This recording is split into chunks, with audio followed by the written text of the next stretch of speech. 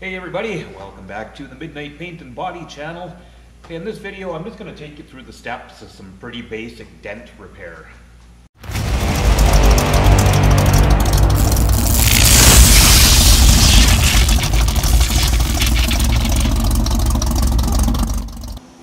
So our patient for this video, obviously a little newer than the stuff I typically work on around here. But as you know, if you follow the channel at all, I tend to get a little bit of everything through the door. You never know what it's going to be. In this case, we're just going to be fixing this dent in the box side. So as you can see, it's actually a pretty darn good dent. Yeah, so we're buckled from the top down to the bottom, down, we're into that body line pretty good. And of course you've got body lines here. So it's a pretty good one. So we're going to see what we can do about getting that fixed up. So first off, I'm just going to strip a little bit of trim off and we'll get started seeing what we can do to push that out.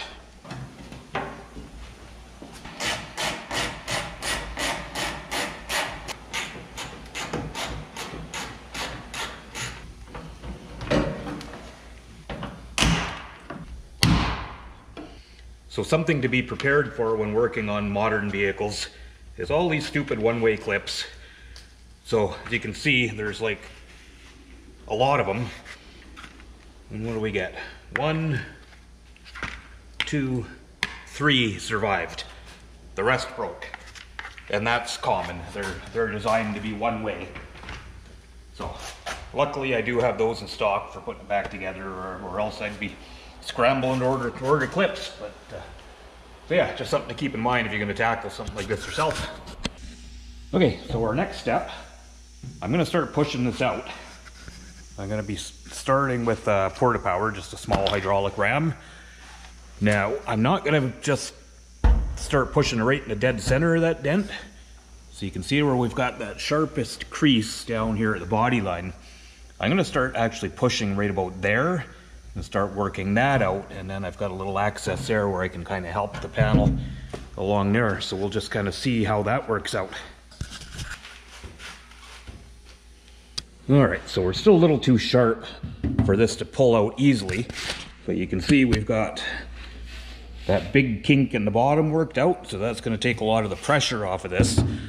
So I'm going to put a flatter end on the porta power, and we're going to try giving a little push, probably the deepest point, probably pretty much right where it was scraped right there. So we'll try in there and give her another push.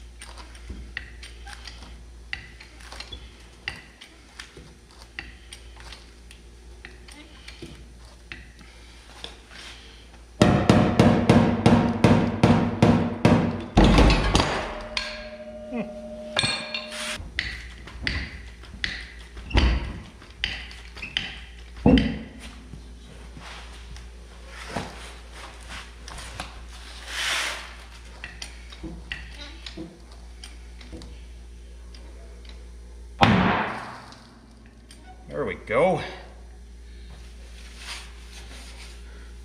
One more push up a little higher.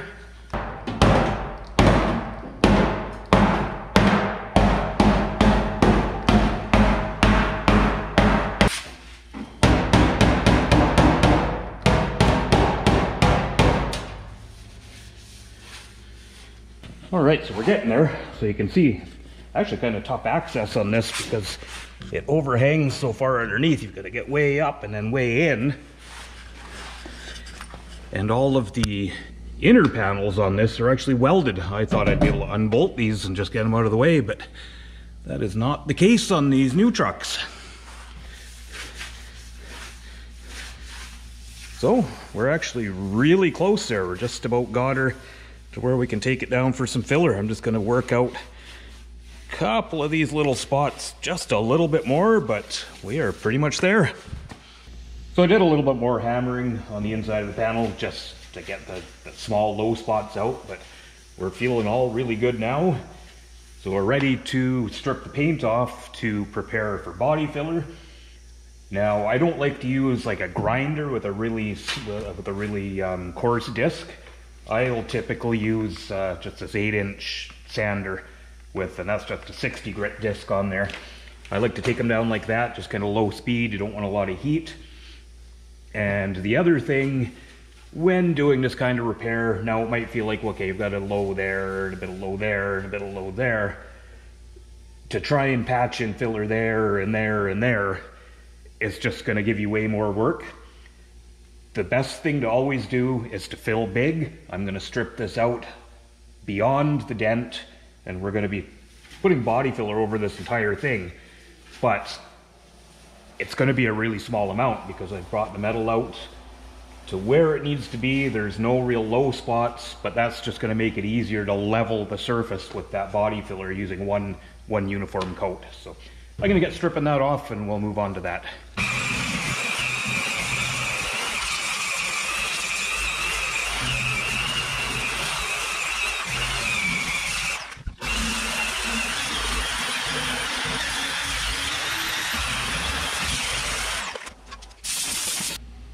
So there we are, all stripped off. So now you want to take one last kind of check over for any high spots. They feel a little bit of high. I'm going to use a pick hammer or something like that just to gently bring that down.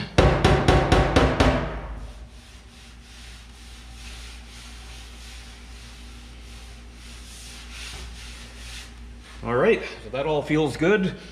I'm going to take some tape and kind of fill in this little concave spot where that marker light goes, just because it's easier than getting it full of body filler than having to pick it out of there. But yeah, I'm going to go mix up some filler and we'll start slapping her on there.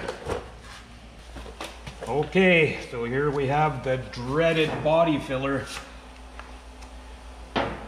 So as you can see, doing a repair like this, now all I'm doing with this body filler is just leveling that surface because I've brought that metal out to where it needs to be. Now, if I was to just taken this and ground the panel the way it was and filled it up with Bondo, then of course it's going to fail, it's going to crack, it's going to be too thick. But when you use it correctly, there's nothing wrong with body filler. It's an industry standard. I mean, it is what's used, and as bad as this looks, I bet you 75% of this filler will be sanded back off, and all that's going to be left is in the low spots. So don't cringe.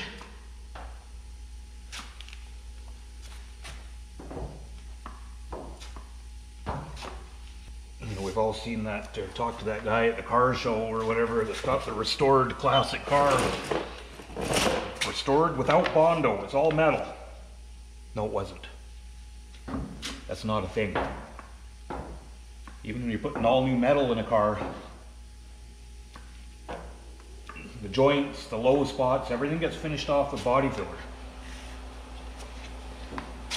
You watch these TV shows like, say, Pitch and Rides, any of those kind of things, like Dave Kinding's shop. And their guys there are absolutely incredible. The metal work they do is just stunning. But what they don't really show at the end, that all that nice metal work is skimmed with body filler. Usually every inch of those cars, the entire panels.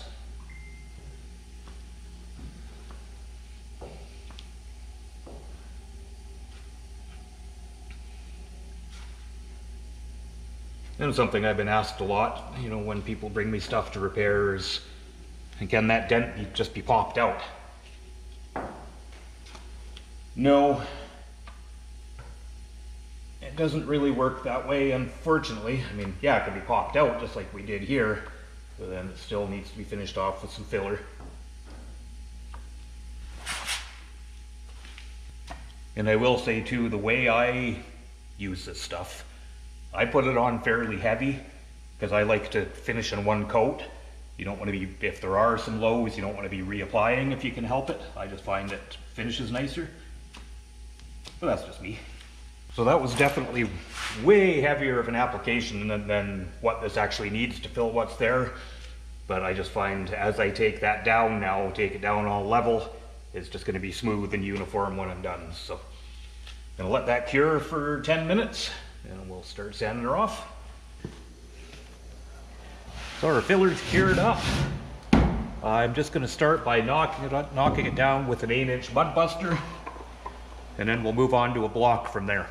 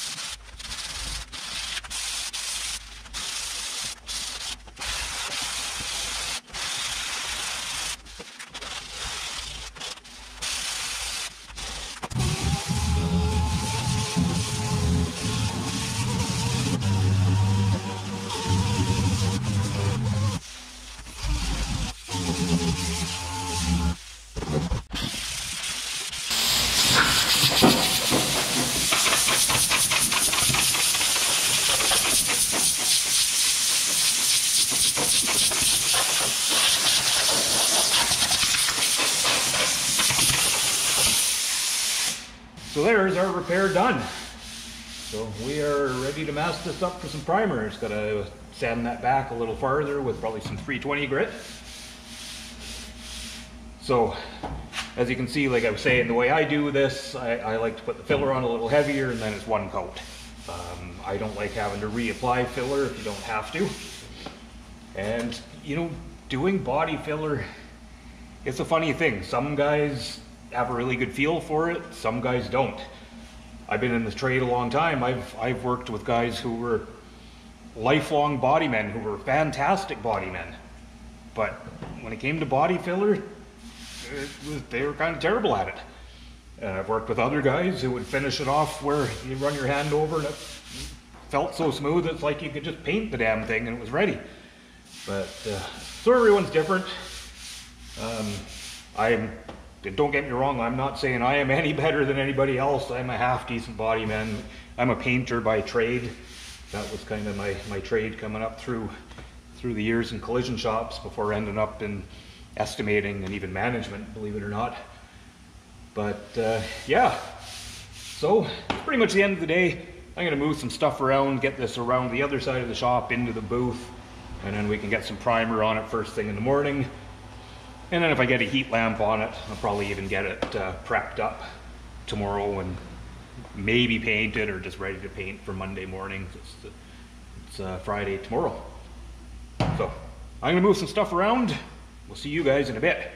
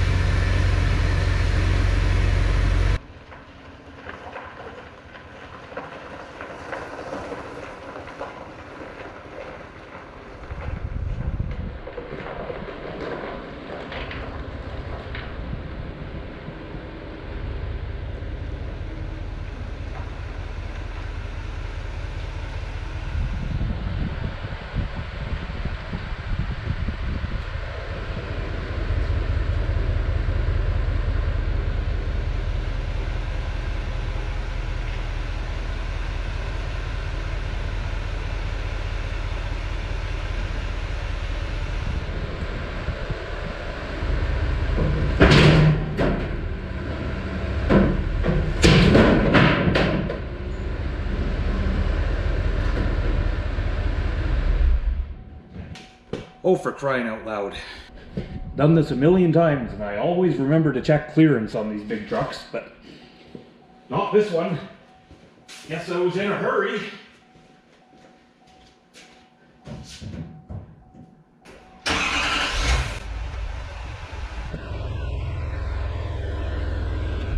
Well now, she was so close. I just had that one little board that I have kind of hanging down a hair that these doors seal up against. So it almost went. Oh, it did go. Just driving by feel. Oh well, she's in here in the morning, mask her up, get some primer on it, and go from there. Well, it's the next morning. I've got her masked up for some primer. So I'm just going to go ahead and put, so I'll be giving this a coat of epoxy primer to seal it up, the bare metal and everything. And then probably 2 or 3 coats of just a high build urethane primer. And when we come back, we'll do some blocking and get it ready for paint.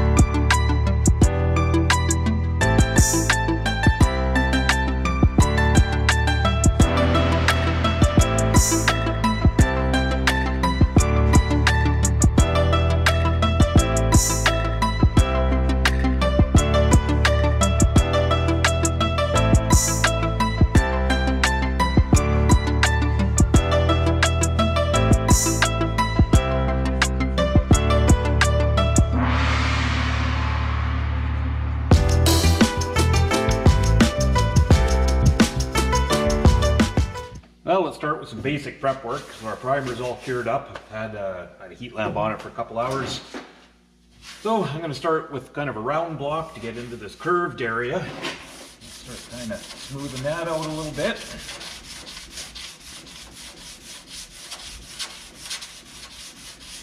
Now I'm starting with a 220 grit. And then I'll gradually reduce grits. One of the rules of prep work is the 100 grit rule. You never want to switch sandpapers more than 100 grits at a time. So I can go from this 220 that I'm using, then I'll probably go to a 320, and I'll probably finish with 400. In order to use something like use this 220 and then try going right to 400 grit, you're not going to go down deep enough to get these 220 scratches out, and they're going to show up in your paint job. Something else I did on this when I was priming it, something I always do, I put a little bit of black paint in my final coat of primer. So if there are any real highs and lows, it's just going to help to show them up.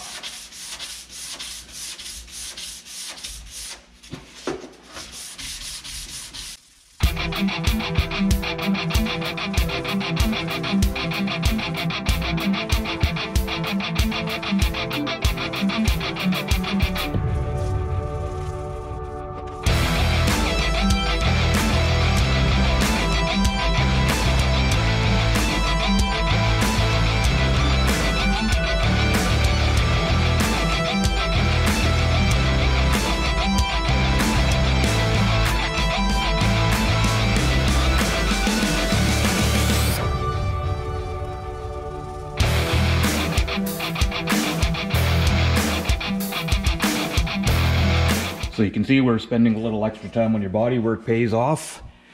So see, you've hardly even burnt through the top layer of primer because everything was finished off nicely. Kind of gives you an idea there where I'd tinted the top coat a little darker. You can see where it's just gone through a bit. Everything feels good. So from this point, I'm going to block a little more, and then I'll probably actually just take the finishing sander and take this down with some 320, and then we'll move on to the rest of the panel.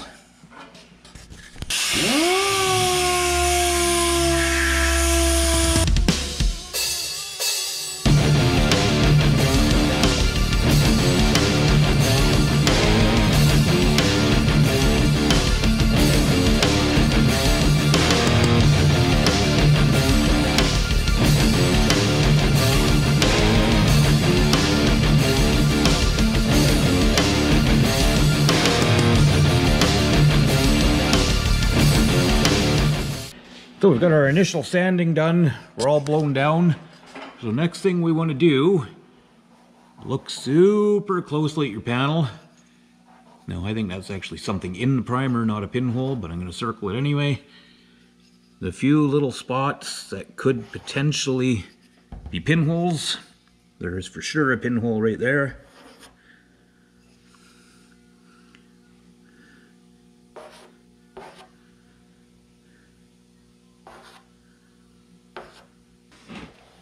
And then you can see down here, when I sand it in, I've got a little bit of a gouge along there, so I'm going to squeeze a tiny bit of putty into that, and then we'll come back and sand it off. So I mixed up just a really small amount of finishing putty.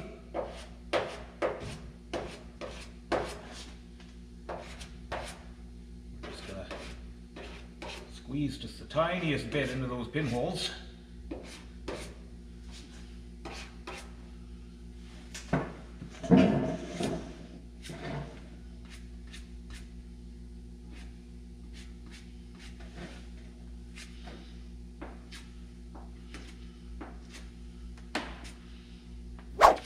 While my little bit of putty cures there, I'm going to take some 400 grit and start sanding around my edges.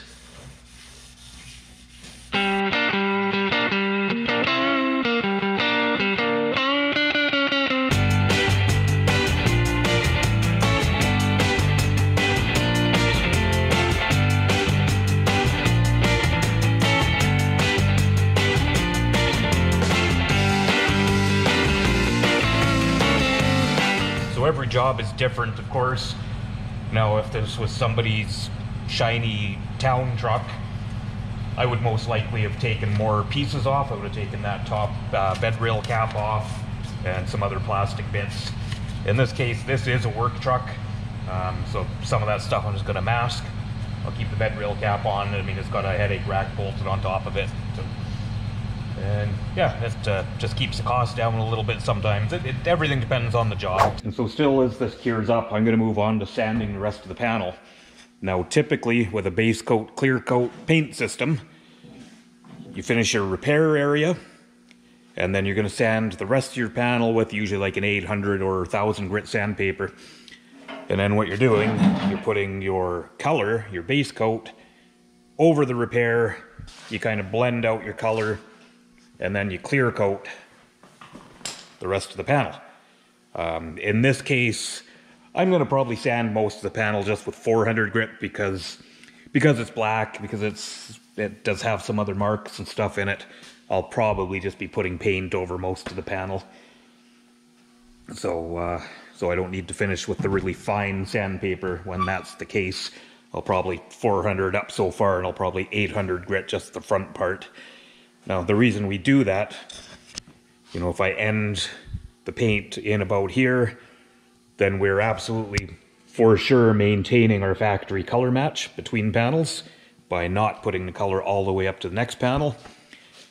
Not a huge big deal with a solid color like this, but most modern colors with the micro flakes and the pearl essence and everything that's in them, they're not actually designed for butt matching.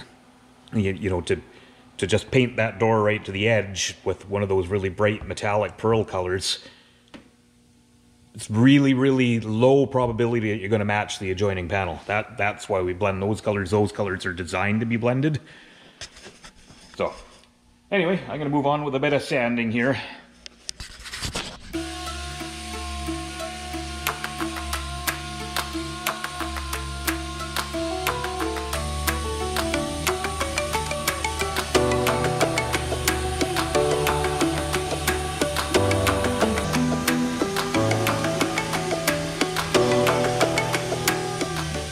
So I jumped ahead a little bit from you guys. I can't wait around for you all day. So I've got her all masked up, ready to just wash it down with some wax and grease remover. And then we'll mix up some paint and get spraying.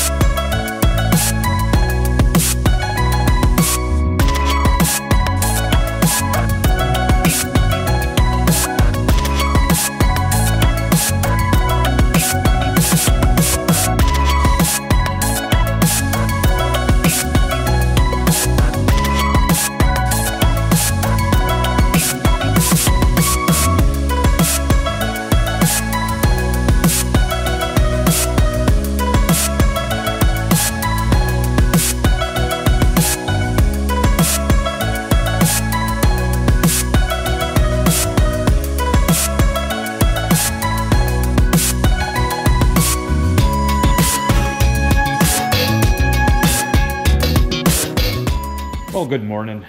It's actually Saturday today. Not actually working today. Just gonna work on my own car for a bit.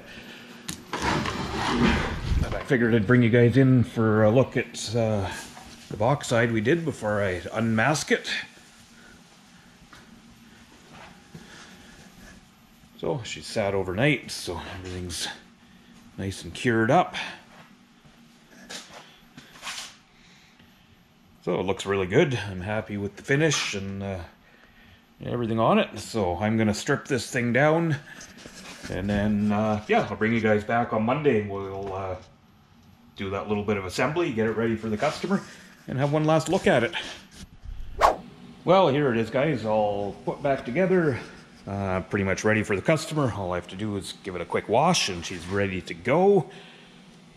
So everything turned out good. So the finish is nice, everything looks real good. There's our repair area where our big dent was in the box side. Now, with any good auto body repair, what you want is for it to be completely invisible, like it never happened. So I think we've achieved that. So, as always, guys, thanks so much for watching. If you did enjoy the video, if you find it helpful at all, do me a favor, hit the subscribe and leave a comment. Leave lots and lots of comments, but just put tons of comments on it, because apparently that's what helps with the old YouTube algorithms and gets the videos out there. But I'm not good at that stuff. But you know, if we can keep growing the channel, that's cool. So as always, guys, thanks for watching. And as always, if you have any questions or anything at all, if you're doing auto body projects and you maybe need a little advice or a little help along the way, reach out to me on social media. I don't mind at all.